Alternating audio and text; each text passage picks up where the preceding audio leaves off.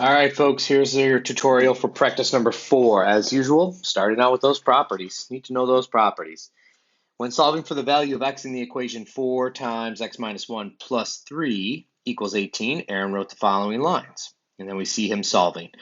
Which property was used incorrectly when going from line 2 to line 3? Okay, here's line 2, here's line 3. Line 2 says 4 times the quantity of x minus 1 equals 15.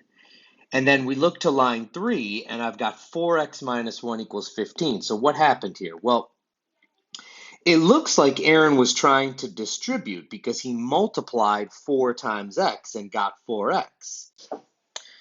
The problem is he did not multiply the 4 times the negative 1, as you can see. He just brought down the negative 1. It's a mistake that I see a lot of you folks make once in a while, so I'm glad that they're pointing it out here. So he meant to distribute, didn't do it correctly, so that's the distributive property. Whoops, wrong button here. There we go. All right. The value of x that satisfies the equation is, all right, this is a proportion. I know it's a proportion because it's one fraction equals another fraction.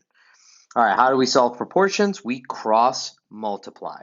So I'm going to have 4 times 15 equals 3 times x plus 10. Notice I put that whole numerator in parentheses.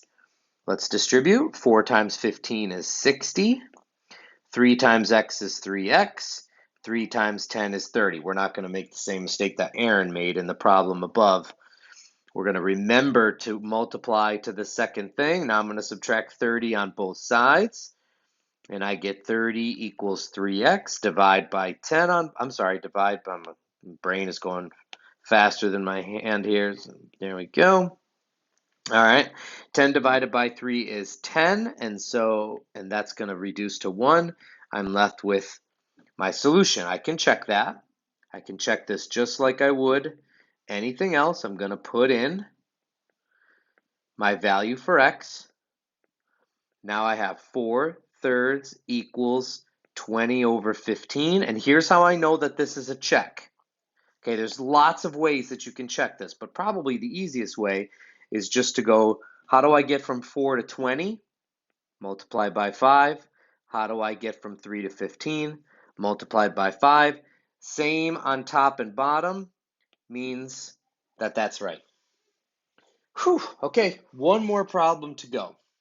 What is the value of x and which value of x is the solution? Okay, we talked a little bit about this in one of the other tutorials.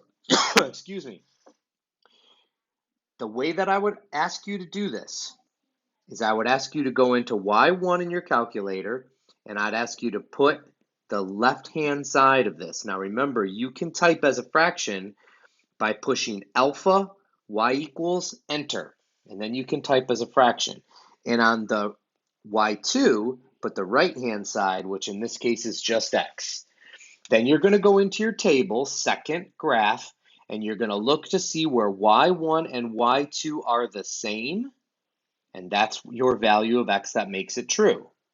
Okay, I don't remember what the correct answer is for this one, so I'm going to go through it algebraically also, but that would be the best way to do it. All right, what I'm going to do instead is I want to multiply this entire equation by my common denominator.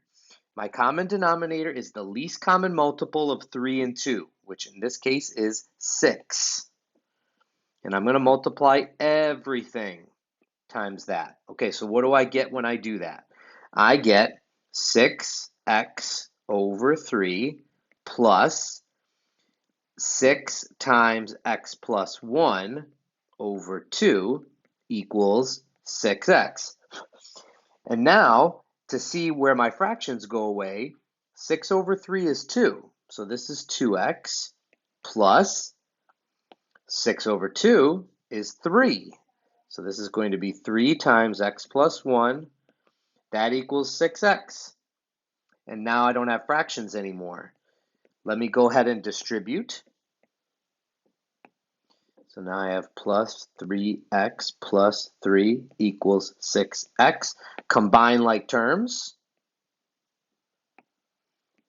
5x plus 3 equals 6x.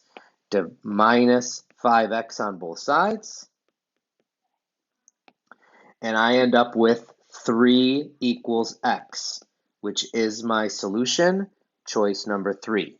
You can do it algebraically, of course, but I definitely recommend that you just use the calculator to your advantage. That's what it's there for. It's a tool, okay? And that's it for this one. Reach out if you have any questions.